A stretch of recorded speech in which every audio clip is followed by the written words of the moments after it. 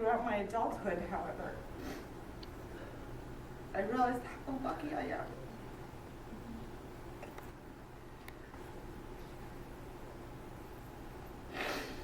to have him as my father, because he was one of a kind. So I'm going to tell you a few stories about his life that he told me that illustrate just how incredible of a man he was. He once told me a story of when he was 10 years old. It was 1949 in Iran. He'd heard about some kind of protest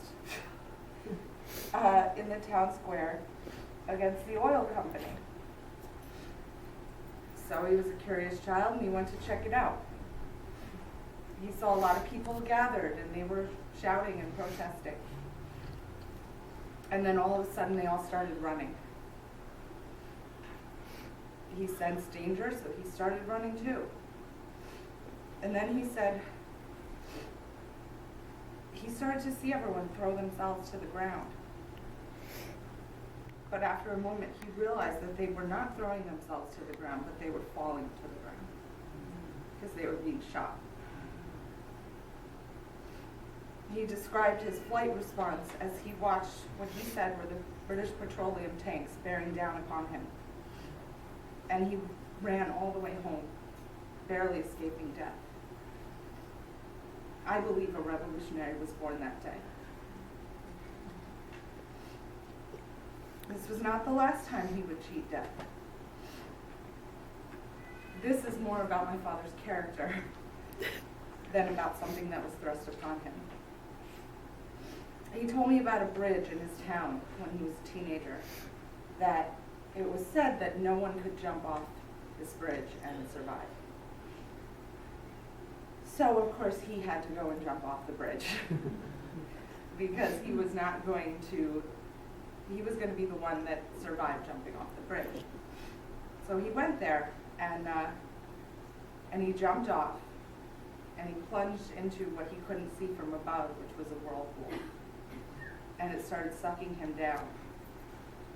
And his body was being dragged under, and he said he was losing breath, and also the light of the surface was becoming more and more distant. So he fought and he struggled and he used every ounce of strength that he had, because my father was an excellent swimmer. And he fought his way to the top. And he broke through and he survived. And he became a legend in his town of the one that jumped off the bridge and survived.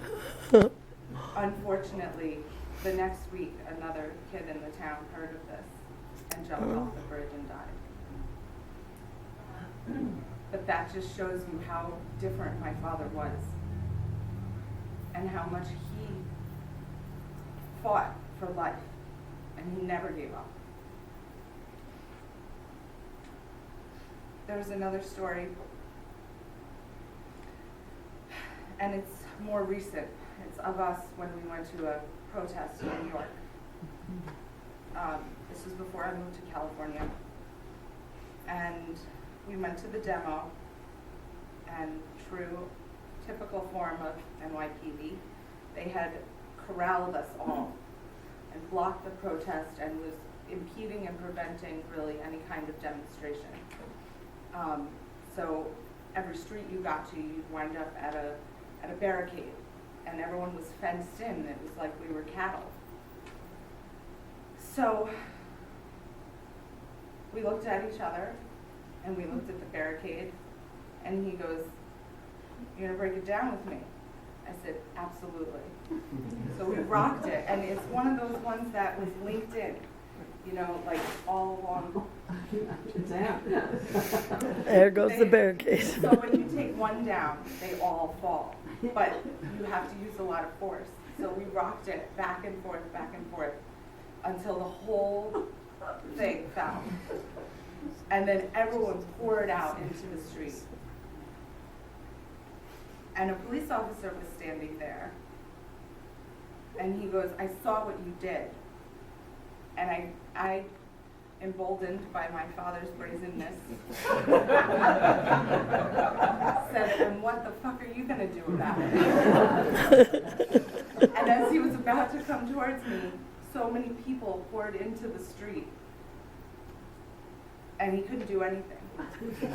But my father led that. And he allowed that to happen. And then later he told me how proud he was of me, of how I behaved towards the police officer. Which only my dad would, encourage destruction of government property and applaud provoking of Disrespect. But that was my father. And he was different, and he was special. And in the words of an old friend of mine who wrote to us, he was a Titanic man.